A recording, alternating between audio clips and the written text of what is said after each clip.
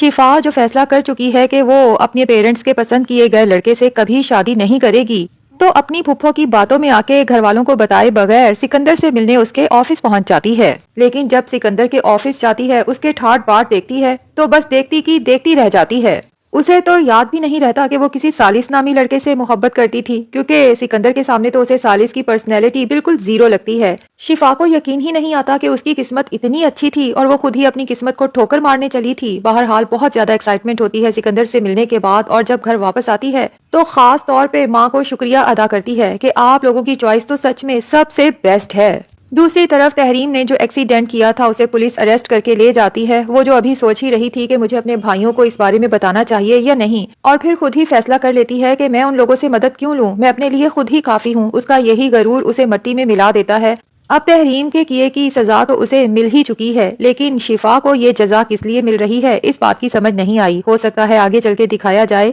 کہ دولت اور سٹیٹس کو دیکھ کے سکندر سے متاثر تو بہت ہوئی ہے، لیکن آگے چل کے سکندر نہ تو اسے وقت دے گا اور نہ ہی اس کی وہ حیثیت ہوگی جس کے خواب اس نے دیکھ کے سکندر سے شادی کی تھی۔ بہرحال وفا کی زندگی میں تحریم اور شفا نے جو زہر گھولا تھا اس کا اثر تو ابھی تک باقی ہے، کیونکہ سالس کے متعلق وفا کی غلط فہمیاں ہیں کہ ختم ہونے کا نام ہی نہیں لے رہی۔ نہ ہی اسے اس کی محبت پہ یقین آ رہا ہے اور نہ ہی اپنی قسمت پہ کہ مجھ سے بھی کبھی کوئی بے لوث محبت کر سکتا ہے۔ لیکن سالس بھی سوچ چکا ہے کہ یہ کاغذ کا ٹکڑا میری قسمت کا فیصلہ نہیں کر سکتا، اس لیے وفا کی طرف سے ملنے والے خلا کے نوٹس کے بعد بھی سالس ایک دفعہ پھر اس سے ملنے اس کے گھر چلا جاتا ہے۔ وفا جو اپنے بھائی کے ساتھ کھیلنے میں مصروف تھی، جب اچانک یوں سالس کو گھر میں انٹر ہوتا دیکھتی ہے تو خاصی حیران ہو جاتی ہے، جبکہ وفا کے بھائی کی تو سالس کو دیکھتے ساتھ ہی ہنسی چھوٹ جاتی ہے۔ اب سالس وفا کا ہاتھ تھام کے اسے کہتا ہے کہ وفا تمہیں میری بات سننی ہی پڑے گی۔ جب ایکسپلینیشنز دینے کی کوشش کرتا ہے تو وفا بھی سالس کو صاف کہہ دیتی ہے کہ میری تو جب سے آپ سے شادی ہوئی ہے مجھے یوں لگتا ہے جیسے میں کسی رولر کوسٹر پہ سوار ہوں۔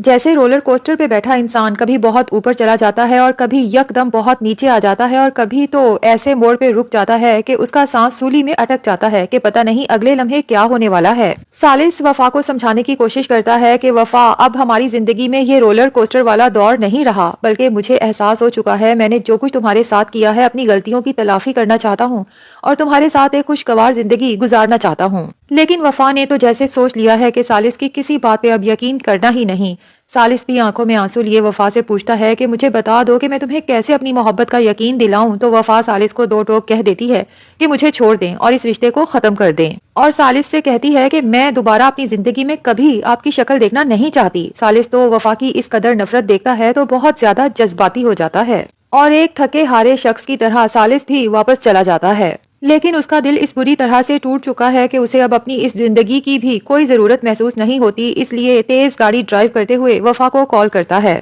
اور وفا سے کہتا ہے کہ ٹھیک ہے وفا، جو تم چاہتی ہو ویسا ہی ہوگا، اب تمہیں کبھی میری شکل دیکھنے کو نہیں ملے گی، کیونکہ میں نے خود کو ختم کرنے کا فیصلہ کر لیا ہے۔ وفا تو سالس کی یہ بات سنتی ہے تو بہت زیادہ پریشان ہو جاتی ہے، بلکہ رونے لگتی ہے کہ پتہ نہیں سالس کہاں ہے اور اپنے ساتھ کیا کرنے جا رہا ہے، جبکہ سالس گاڑی کی سپیڈ مزید تیز کرتا ہے جسے وفا بھی محسوس کر لیتی ہے، اور پھر ایک بھیانک ایکسیڈنٹ کی آواز آتی ہے اور وفا تو جیسے سکتے میں چلی جاتی ہے۔ پھر یک دم بھاگتی ہے، اپنے باپ کے پاس جاتی ہے اور یہ سب بتاتی ہے کہ سالس کا بہت برا ایکسیڈنٹ ہو چکا ہے، پلیز بابا سالس کو جا کے بچا لیں۔ عثمان تو جب وفا کو سالس کے لیے اس طرح سے تڑپتے دیکھتا ہے تو ایک دم سے چونک اٹھتا ہے اور پھر جا کے فوراً اس کے گھر میں معلوم کرتا ہے کہ سالس ٹھیک ہے یا نہیں۔ اب فرجات بھی عثمان کے ساتھ ہوتا ہے۔ جب ان لوگوں کو ایکسیڈنٹ کا پتہ چلتا ہے تو سالس کو فوراً ہاسپٹل ایمرجنسی میں لے جایا جاتا ہے۔ وفا بھی ہاسپٹل پہنچ جاتی ہے، جبکہ اس کا رو رو کے برا حال ہوتا ہے۔ اسے تو خود پہ ہی غصہ آتا ہے کہ یہ سب میری وجہ سے ہوا ہے، نہ تو میں سالس کو یہ کہتی کہ مجھے دوبارہ تمہاری شکل نہیں دیکھنی، اور نہ ہی سالس اپنے ساتھ یہ سب کرتا۔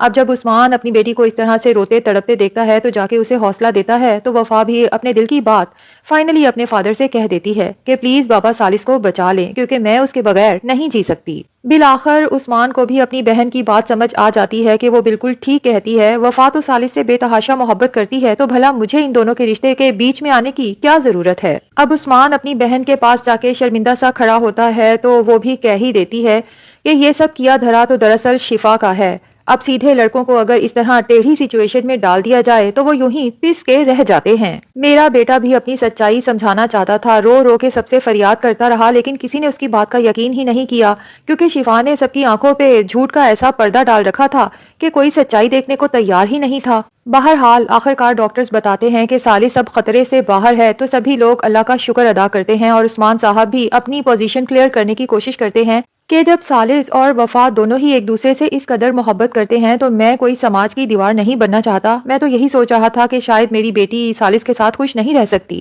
اسی لیے اس رشتے کو ختم کرنا چاہتا تھا، لیکن آج اپنی بیٹی کو سالس کے لیے تڑپتے ہوئے دیکھ کر مجھے یقین آ گیا ہے کہ صرف سالس ہی نہیں، وفا بھی سالس سے بے تحاشا محبت کرتی ہے۔ تو اب سالس کو جب ہوش آئے گا، سب لوگوں کو اپنے پاس دیکھ کے، خاص طور پہ وفا کو اپنے پاس دیکھ کے، اس کا تو خوشی سے برا حال ہوگا۔ رسک تو بہت بڑا لیا تھا، لیکن بہرحال اسے وہ مل گیا جو وہ چاہتا تھا، اور وہ وفا سے وعدہ کرے گا کہ اب کبھی اس سے بے وفائی نہیں کرے گا۔ دوسری طرف فرجاد کی ماں بھی اس کے لیے رشتہ دیکھنے کا فیصلہ کر لیتی ہے اور اسے بھی کنونس کرتی ہے کہ میرے ساتھ چلو، اگر تمہیں پسند نہ آیا تو انکار کر دینا، لیکن ایک دفعہ جا کے دیکھنے میں کیا حرج ہے۔ لیکن لگتا یہی ہے کہ یہ فرجاد کی سیکرٹری ہی نکلے گی جسے وہ جاب سے نکال چکا ہے، اور وہاں جا کے جب پتا چلے گا کہ وہ شادی سے بھاگنے کے لیے ہی جاب کر رہی تھی اور اب چونکہ اس کی جاب جا چکی ہے تو اس پر شادی کا پریشر ہے، وہ بھی فرجاد کو وہاں دیکھ کر حیران رہ جائے گی، اور فرجاد کو بھی جب پوری کہانی پتا چلے گی تو اسے بھی اپنی وہ سیکرٹری جس پہ ہر وقت غصہ آتا تھا اب اچھی لگنے لگے گی۔ اور شفا کو بھی سکندر کی صورت میں اپنے سپنوں کا شہزادہ مل چکا ہے، تو ہو سکتا ہے وہ خود ہی وفا کو جا کے ساری حقیقت سے آگاہ کر دے۔